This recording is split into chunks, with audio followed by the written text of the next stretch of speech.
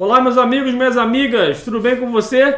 Saudade de vocês aqui já, mas estamos voltando com os conteúdos aí. Um assunto muito importante, vamos falar aqui nesse vídeo, tentar ser mais sucinto possível, mas é um assunto que eu vou te falar que está dando o que falar. É um assunto que a gente, há muito tempo, eu particularmente, não lembro de ter tocado nesse assunto aqui no canal, que é assunto sobre a reforma tributária. É isso mesmo, a gente está passando aí por um processo, né, não defendendo governo A ou governo B, mas a verdade é que esse governo que está aí está tentando, de alguma forma, no meio de toda a situação que passamos hoje no mundo inteiro, tentando fazer com que as coisas comecem a mudar, né? Para melhor ou para pior, isso é uma opinião de cada um, mas o fato é que estamos a caminho de mudanças, né? E a reforma tributária, que é algo que todo mundo sabe que precisa acontecer no Brasil, né, pessoal? Afinal de contas, a gente é um dos países que mais paga imposto nesse mundo. Mas essa reforma está dando o que falar, porque toda mudança mexe com tudo e está apenas no início, né? Muita gente falando, eu estou gravando esse vídeo para esclarecer para você e compartilhar esse conteúdo valioso que eu vou colocar aqui na tela. Vou deixar até o link na descrição, porque esse material é um material público que pouca gente sabe hoje encontrar, mas aqui meu compromisso é compartilhar com você. Eu vou compartilhar com você aqui esses slides para mostrar para você o que esse projeto, né, o que essa reforma tributária tem por intenção. Eu falo por intenção porque não aconteceu nada ainda de fato, tá, pessoal? Não está nada, nenhuma dessas regras que as pessoas estão falando, vai tributar mais agora para as empresas, ou vai tributar os dividendos de investimento, vai diminuir a tabela do imposto de renda, enfim. Tem coisas positivas, outras coisas que as pessoas estão criticando, mas o fato é que é todo um projeto de reforma, isso tem que passar por aprovação, mas é importante a gente acompanhar e se preparar para os impactos que isso pode trazer para a nossa vida e também para nossas empresas, né? Essa segunda parte da reforma tributária, a segunda fase, ela impacta diretamente negócios, famílias, investimentos. Então é importante a gente entender o que está acontecendo. Então eu separei aqui esse slide, que é um slide público, como eu disse. Vou deixar aqui na descrição do vídeo o link para você baixar, tá? Mas vou passar aqui rapidamente para você entender o que é essa segunda fase da reforma tributária que foi entregue na semana passada pelo ministro Paulo Guedes e vai seguir aí para votação na Câmara, Senado, toda esse fluxo aí que a gente sabe que é lento, é burocrático e a gente precisa esperar, tá bom? Vamos entender o que está acontecendo, né? O foco da reforma tributária é trazer um equilíbrio mais em relação aos impostos, né? Principalmente agora nesse momento em relação à renda. Eu vou depois colocar a minha opinião, o que eu penso disso, mas o foco é deixar, segundo fala aqui a apresentação, uma carga tributária mais justa, gerar mais investimentos e renda no Brasil. Então, a primeira fase, pouca gente sabe, mas essa primeira fase aconteceu no ano passado por um projeto de lei. O governo está querendo criar uma espécie de imposto sobre valor agregado, né? Eu já tive a oportunidade de vivenciar esse tipo de imposto fora do Brasil, quando eu trabalhei uma época na Venezuela, por incrível que pareça, lá já tem o imposto de valor agregado, que é o IVA, e aqui deu um outro nome chamado de CBS, né, que é a Contribuição sobre Bens e Serviços.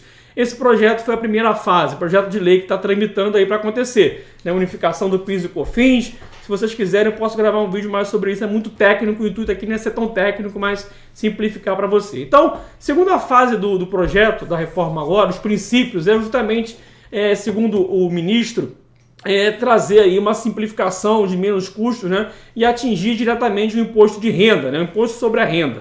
É um projeto, como eu disse, isso vai para tramitação, tem muita discussão, você vai ver aqui, e a gente precisa acompanhar o que está acontecendo. Então ele fala aqui, trazer segurança jurídica, redução de distorções. Eu não vou ler tudo para a gente focar aqui o que diz esse projeto. Então o projeto ele foca nesse segundo momento aí, essa segunda fase, na questão da renda em três frentes de mudança, né?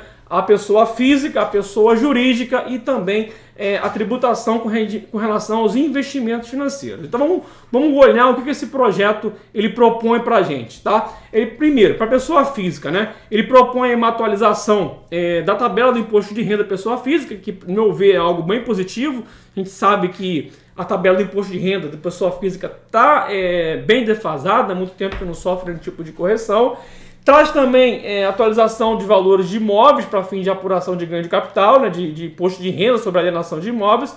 E também traz ali uma tributação, isso está dando muito o que falar, vai atingir principalmente nós que somos empreendedores, você que é empreendedor, que é a tributação sobre lucros e dividendos, tá? Vai falar mais um pouquinho aqui sobre o que esse projeto traz pra gente. Então esse conteúdo aqui é um conteúdo rico, tá, pessoal? Então se inscreve no canal aí se você não é inscrito, é um vídeo um pouquinho mais longo, e se você já...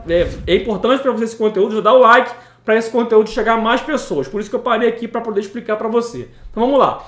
A reforma do IR da pessoa física, né? Conforme o princípio do governo, é justamente desonerar o imposto de renda da pessoa física, ou seja, deixar mais liquidez para as famílias. Então a tabela do imposto de renda que hoje, ela ali a partir de 1900 já começa a ser tributada, né? A partir de 1903, passaria por uma correção e só começaria a ser tributada a partir de R$ 2.500,01, tá? Repito, isso está ainda em projeto. Isso não está valendo ainda, tá, pessoal? Então, é importante a gente acompanhar, eu vou acompanhar. Claro que oficialmente, saindo uma mudança de correção de imposto de renda, é claro que eu vou explicar aqui no canal como vai acontecer. Mas a tabela hoje é essa e o foco, o objetivo é trazer para uma tabela com novas faixas, começando a partir de R$ 2.500. Segundo o governo, mais de 50% dos atuais declarantes não pagarão mais imposto de renda. Isso significaria mais de 5.600.000 pessoas que seriam consideradas isentas do imposto de renda. Um aumento aí de 31% na faixa de isenção do imposto de renda pessoa física, o RPF, tá? Então, isso traria uma mudança na reforma, mais de 16 milhões de brasileiros isentos. Vou passar aqui a apresentação, vai ficar para você ver depois. E ele traz também aqui uma medida de desconto simplificado, né? Que com o avanço tecnológico, até mesmo já falei aqui, cruzamento de financeiro que você paga hoje, está sendo tudo monitorado, não tem para onde fugir. A gente tem as transações hoje que são reportadas para a Receita Federal via declaração bancária, via cartão de crédito. Então a gente tem que ter um controle financeiro muito importante. Então o governo já quer criar um desconto simplificado para quem aí recebe até R$40 mil por ano e simplificar, por exemplo, ali a declaração do imposto de renda. Então esse desconto simplificado é criado para facilitar o preenchimento numa declaração. Até dando um exemplo, né? Isso aqui, a gente tem hoje um desconto simplificado na declaração do imposto de renda, mas ele quer estimular que ainda mais para que isso venha acontecer, tá? Com essa reforma. A gente tem que entender também que tudo isso aqui é um projeto, então passa por regramento, como eu sempre falo, tem muita água para passar debaixo dessa ponte, então é algo que a gente precisa monitorar, tá? Vamos lá. Uma outra coisa aqui que propõe essa proposta, né? Propõe a proposta, traz para a gente essa proposta, é a atualização dos imóveis. Isso aqui pode ser muito interessante. A gente sabe que muita gente paga ganho de capital, o imóvel com o tempo ele tende a se valorizar, mas o objetivo é basicamente fazer com que o cidadão ele possa atualizar ali, ó, ao vender o bem, o cidadão precisa pagar hoje entre 15 e 22,5. Será permitido atualizar valores patrimoniais com incidência apenas de 5% sobre o imposto sobre a diferença, ou seja, diminuir a carga tributária na alienação de imóveis e permitir que venha ter atualização desses valores com o decorrer do tempo. Como que vai acontecer essa atualização? Ainda não detalharam aqui ainda, mas como eu falei, ainda é um projeto, então precisamos acompanhar, tá? Mas esse é um outro projeto, e aqui sim é um projeto que vai dar o que falar, né? Porque muitas pessoas hoje pejotizaram, abriram a sua empresa, distribuem lucros e dividendos isentos. Hoje, os lucros e dividendos são isentos. O projeto ele traz aqui pra gente que serão tributados em 20% na fonte, e haverá uma isenção para quem receber até R$20 mil por mês, no caso de microempresas, empresas de pequeno porte. Esse é o aperfeiçoamento da regra para combater a distribuição disfarçada de lucros, segundo a proposta. Então, assim, a gente precisa olhar, porque o que seria essa distribuição disfarçada de lucros, né? Claro que pode acontecer que muitas pessoas fazem isso, mas você também vai trazer aí uma penalidade para quem faz certo. Então, assim, é algo muito discutível. Inclusive, gostaria que, se você é empreendedor, comentasse aqui abaixo. Eu vou expressar minha opinião depois, mas eu acredito que isso aqui vai atingir muitos empreendedores que distribuem até acima de 20 mil, mas está no projeto, então a nossa opinião ela fica para um segundo momento. Vamos ver como é que vai se comportar isso lá na aprovação, né, nas medidas que vão ser colocadas para ser aprovadas. Mas o projeto é começar a tributar lucros e dividendos também de micro e pequenas empresas acima de R$20 mil, tá? Resumindo para você aqui. E claro, quem está fora do Simples Nacional, né, quem está fora, desculpa, de micro e pequena empresa ou empresa de pequeno porte, seria tributado em 20%. Então, é um impacto grande na tributação, aí, principalmente de quem investe seu capital para ter retorno. O intuito, você verifica que é diminuir a carga tributária na pessoa física, por exemplo, de colaboradores, e tributar mais no núcleo de pessoa jurídica, enfim. A gente precisa olhar isso, como é que vai ficar na prática. Mas esse é o projeto. Isso estou falando da pessoa física, tá, pessoal? Agora, falando da empresa, né? A reforma do IR para as empresas. Aqui tem muita discussão. Eu não vou me aprofundar tanto aqui, porque isso aqui já está sendo pauta. Inclusive, eu vou tentar ver se eu convido um advogado tributarista para a gente poder falar mais sobre esse assunto aqui. Mas a reforma do IR para as empresas tem um objetivo aí de eliminar algumas brechas para não pagamento de impostos, mais produtividade e tributação mais justa, segundo a apresentação. Ele fala aqui, primeiro, de uma redução de RPJ, né, de uma alíquota de queda de 2 etapas, que hoje é 15%. Ele quer fazer uma queda gradativa de 12,5% em 2022 e 10% a partir de 2023. A gente sabe que 2022 é ano de eleição, então a gente precisa também estar atento a isso, né, porque se o presidente é reeleito, ou se muda a equipe econômica, enfim, é todo um projeto, mas aqui tem uma ideia interessante, que é diminuir a alíquota geral e diminuir essa alíquota para as empresas, com o intuito de deixar maior liquidez das empresas, para que essas empresas consigam empregar mais, né, e fazer com que a tributação aumente a produtividade, competitividade, emprego e favorecer investimentos de novos postos de trabalho. A gente precisa olhar como que isso vai se comportar, como eu estou bem dizendo por aqui para você. Então, vamos acompanhar. Pagamento em ações, pagamento de gratificações e participação nos resultados aos sócios dirigentes com ações da empresa não poderão ser deduzidos como despesa operacional. Então, a gente precisa fazer isso aqui. Cada empresa vai ter um impacto, essa que é a verdade, né? Porque é uma dedução hoje que você tem, que você não vai passar a ter com essa medida. Então, é algo também muito discutível. Juros sobre capital próprio. Vedação à possibilidade de deduzir os juros sobre o capital próprio. Possibilidade foi criada, né, quando era difícil ter acesso a crédito das empresas, precisava se autofinanciar. Então é algo também que as empresas acabam perdendo, né?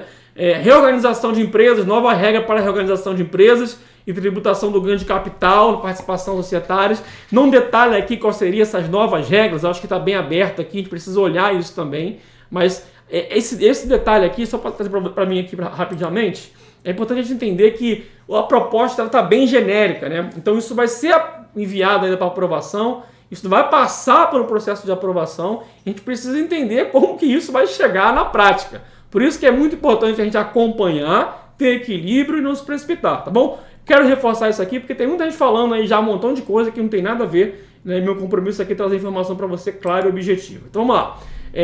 Ganho de capital indireto, como já falei aqui. Apuração do trimestral do IRPJ. Aqui há uma discussão profunda, que eu não vou entrar aqui, que é em relação à questão do lucro presumido, né?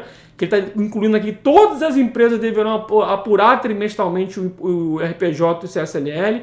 Hoje há duas opções, trimestral e anual. Empresa com tributação anual precisam apurar e pagar a estimativa mensalmente. Será permitido compensar 100% do prejuízo em um dos trimestres seguintes. Então, é uma medida que dá uniformidade ao regime de tributação, meio que unifica esse processo, você acaba colocando tudo ali dentro de um sistema só, né? E isso é um ponto positivo de redução de tempo para apuração dos impostos, tá? Eu gosto muito do modelo americano, que infelizmente a gente precisa mudar muita coisa no Brasil para chegar nesse modelo, né, pessoal? Que é você não onerar tantas empresas, né, e distribuir toda a carga tributária, diminuir a carga tributária na cadeia, né, de produção, de serviços, de bens, né, e deixar essa tributação lá no final, individualmente, de cada pessoa na hora de declarar imposto de renda. Mas a gente sabe que estamos falando aqui de um país que ainda não é um país de primeiro mundo, que é o nosso país, então a gente precisa de uma mudança muito grande, mas é o início, né? O início para poder a gente começar a caminhar. Simplificação, aproximação das bases de cálculo da CSLL e do RPJ. Não vou entrar aqui nesse detalhe técnico, como eu disse. Bem, isso para as empresas, né? Alguns pontos ali em relação à tributação para as empresas que nós precisamos verificar como vai sair isso na prática. E por fim, aqui também vai ter muita discussão a reforma do IR para investimentos financeiros. Segundo a proposta, ele fala que quer facilitar a vida do investidor, harmonizar o tratamento de pequenos e grandes porte, cortar o privilégio dos grandes. Bem, aqui é uma discussão também, como eu disse, a proposta é bem genérica, né? E só para destacar aqui, pessoal, eu não estou querendo fazer aqui nenhuma proteção política, como vocês sabem aqui, eu sou apolítico, meu canal é apolítico, eu não estou dizendo nem bem, nem que é ruim, nem que não vai dar certo, não. Eu acredito que sim, o ponto é positivo, nós estamos caminhando para um raciocínio sobre a tributação que a gente tem, que é grande. Mas a gente precisa estar atento, por quê? Porque ao mesmo tempo que a gente tem uma diminuição da carga tributária para a pessoa física, sobre a renda, sobre o rendimento do trabalho assalariado, por exemplo, né, que precisa ser corrigido, a gente precisa olhar essa contrapartida, porque você começa a tributar, por exemplo, mais agora vocês vão ver os investimentos, né? E quando você fala tirar dos mais grandes, né, como fala aqui como que fala aqui a apresentação, cortar privilégios dos grandes. Hoje a gente sabe que muita gente que é pequena investe em bolsa de valores, investe em renda fixa. O investimento ele tem se popularizado, então a gente precisa pensar muito bem nisso, né? Então, como é que funcionaria? Como é que é a proposta? Operações em bolsa de valores, como que é hoje, né? Hoje você tem ali 15% à vista no mercado a termo e 20% no day trade. Na proposta a proposta diz que vai ser tudo 15%, tá? A apuração, e não mais mensal, vai ser uma apuração trimestral. Acho que isso é legal porque facilita você recolher isso por trimestre, né? E você tem uma diminuição aqui, principalmente para quem opera no mercado ali de compra e venda no dia a dia, tá? Compensação de resultado negativo limitada entre operação de mesma alíquota, e aí quer trazer essa operação para poder ocorrer entre todas as operações, inclusive day trade, ou seja, abre um pouquinho mais essa compensação. Você veja que tem benefícios, tem coisas interessantes aqui que a gente pode avaliar aqui e ver, por exemplo, a diminuição do day trade de 20% para 15%, né? Quem é day trade aí vai rir à toa, né? Então, numa reforma sempre há percas e ganhos, é isso que a gente precisa entender, né? Não vai ganhar sempre, você precisa entender que você vai perder de alguma forma, tá? Agora, por outro lado, você também tem aqui mais uma coisa interessante que eu acho que é importante, tem um impacto até mesmo de investimento do exterior, vou falar por causa de quê? Que é essa redução aqui de consolidação, na verdade, para uma alíquota única para aplicação de renda fixa. Tesouro Direto, CDB, né? Segundo o governo hoje, né? Hoje nós temos 15%, quer colocar 15%, e isso vai acabar com o escalonamento, né? A gente sabe que hoje, até 180 dias, se você tirar o teu investimento, você paga 22,5%. Então você acaba ficando travado ali no período ali de 6 meses, né? Vamos dizer assim, para poder diminuir essa alíquota ali para 20%, e até um ano para poder diminuir para 17,5%. Investidor estrangeiro, por exemplo, não gosta de ficar tanto preso com isso aqui, então isso talvez pode ser interessante para poder trazer mais investimento no Brasil, em títulos, enfim. Isso é uma coisa interessante também, dá um pouco mais de liquidez, né? Pessoas, até colocou aqui, pessoas mais ricas que podem deixar o dinheiro parado por muito tempo, não podem ter mais benefício por causa disso. Então assim, acaba aquelas pessoas que poderiam ficar com dinheiro mais tempo, deixavam e pagavam só 15%. Mas eu vejo também que isso aqui é um benefício que pode atingir até mesmo um pequeno investidor, né? Você conseguir tirar antes e pagar uma alíquota menor, né? Principalmente você que faz a tua reserva e precisa utilizar. Só que aí começa, aqui agora não, aqui fundos abertos ainda, também trazer uma alíquota de 15% e acabar com o escalonamento. Fundo multimercado, a mesma coisa, trazer para 15%. Tá? Eu vou deixar a apresentação para você ler com calma, só para esse vídeo não ficar tão longo. Aqui é algo que se popularizou muito nos últimos anos aí, fundos de investimento imobiliário.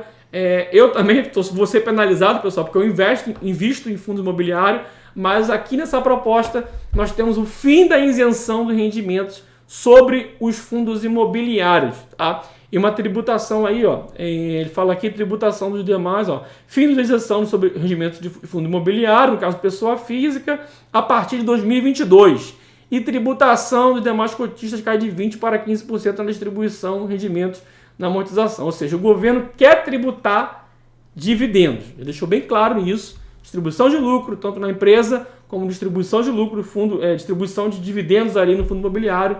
O governo ele quer começar a tributar. Bem, gostaria que você comentasse aqui abaixo o que você acha sobre isso.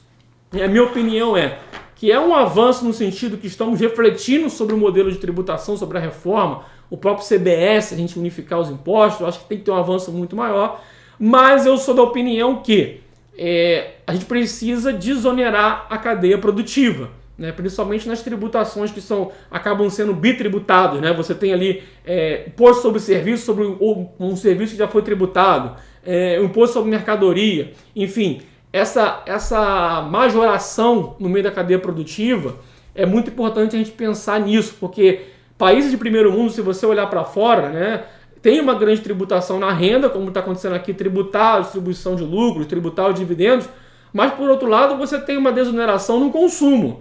Então, por mais que você diminua, essa é a minha opinião, tá, pessoal? Você coloca a sua opinião aqui abaixo. Por mais que você diminua, talvez, a tributação na pessoa física, se você onera, por exemplo, o investidor, você pode criar um problema, na minha opinião.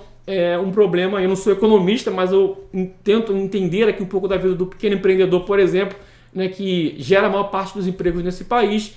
Eu não sei se vai ser na minha opinião, se é o melhor caminho começar direto pela tributação na renda. Eu acho que a gente precisa de algo mais, como lá o CBS, que começa a introduzir isso. A gente precisa avançar muito nessa questão tributária no Brasil, mas de todas as formas é um avanço em relação a gente começar, a equipe econômica está preocupada com isso. Nós precisamos sim de reestruturar toda esse emaranhado tributário, né? esse emaranhado de siglas, que até mesmo quem é da área contábil se confunde, mas é muito importante a gente acompanhar essas mudanças. Como eu disse, tudo é um projeto, é uma proposta. No Brasil tudo depende de aprovação. Vamos acompanhar como que vai acontecer. Qualquer mudança oficial a gente vai trazer aqui para você aqui no canal, tá bom? Ficou mais longo um pouquinho esse vídeo, mas é um conteúdo valioso. Eu espero que te ajude e eu te vejo no próximo vídeo com a próxima orientação. Forte abraço e até lá. Tchau, tchau.